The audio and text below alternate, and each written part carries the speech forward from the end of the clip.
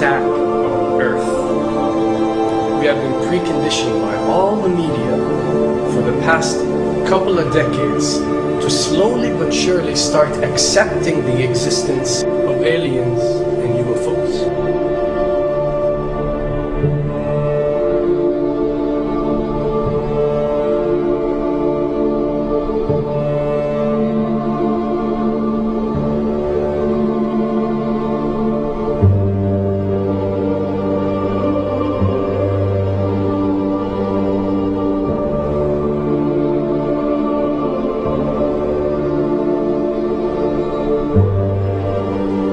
I can tell you right now that 99% of every UFO sighting that has ever taken place has actually not been an unidentified flying object, because this has always been military technologies.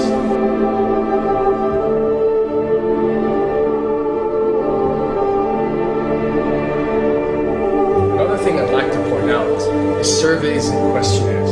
You know, we get surveys and questionnaires all the time, sent out by the state or by the government or by our rulers and our officials and so on and so forth.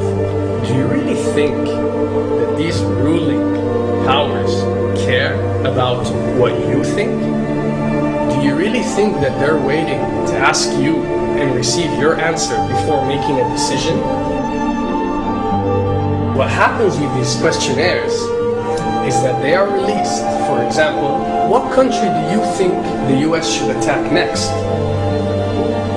And if it yields back results like 70% of the US population believe Iran is the next country that should be attacked, this is actually a study conducted for the effectiveness of the media propaganda that they are using. So when they get such results, they look at it and they be like, all right, amazing.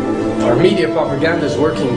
We are purposely trying to manipulate people to think that Iran should be the next one, and check out the survey results. We're doing a great job in propaganda. That's what it's all about. And if the results come back and they aren't up to par, so let's say 20% want war with Iran and 80% want actual peace, they say, okay, so now we have to go and rework our media propaganda and make it more effective so these percentages change.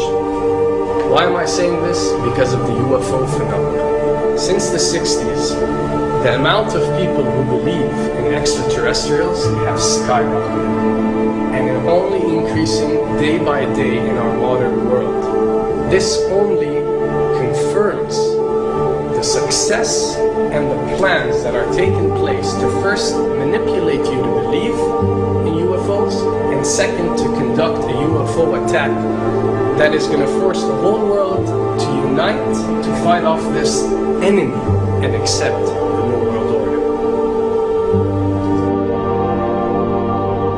A former Canadian government official is warning we may be on the verge of intergalactic war, saying, quote, the Bush administration has finally agreed to let the military build a forward base on the moon, which will put them in a better position to keep track of the comings and goings of visitors from space, and to shoot at them if they so decide. I was introduced to the late Dr. Wernher von Braun in the U.S., the father of rocketry.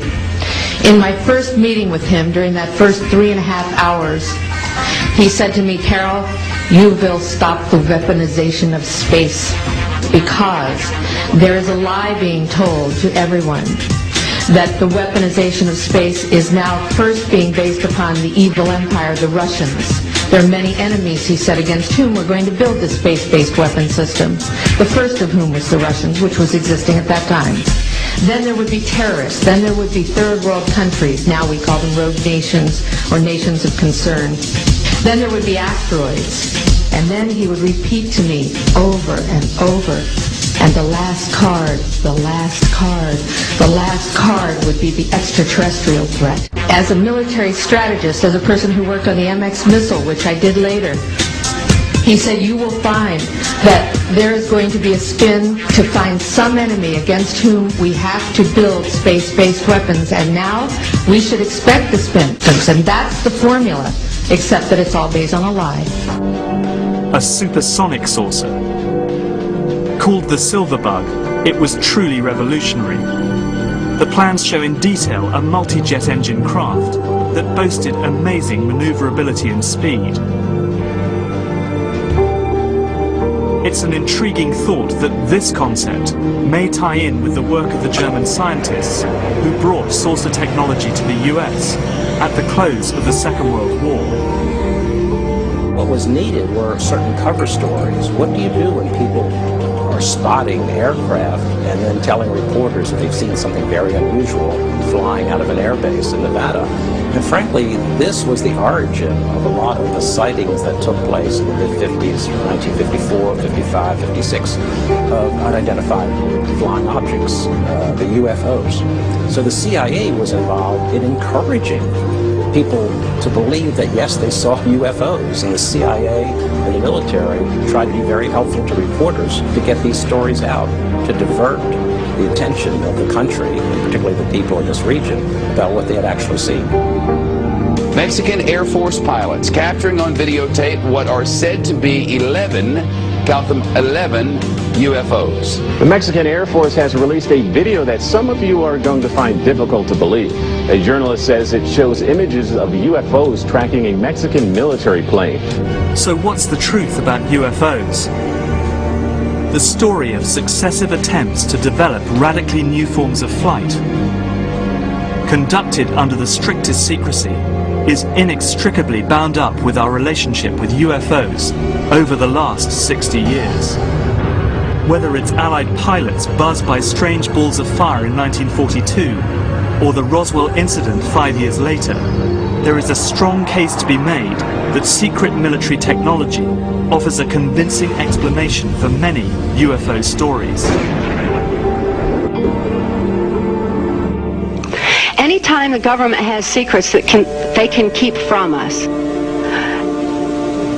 they can manipulate us by those secrets. In essence, they still remain 25 years at least ahead of us in technology, information, and knowledge, and secrets, and they are using them against us. I heard over the years many times over that the plan to usher in the New World Order would be to make all the people in this country and around the world feel totally helpless to prevent the New World Order from occurring, this world dominance plan, by saying that we had been invaded by aliens, so that we would say, oh please UN, come in and help us all. So bear in mind that there is a plan, orchestration, to get people to be submissive through the secret technology and information that they're keeping from you under the blanket of the so-called National Security Act.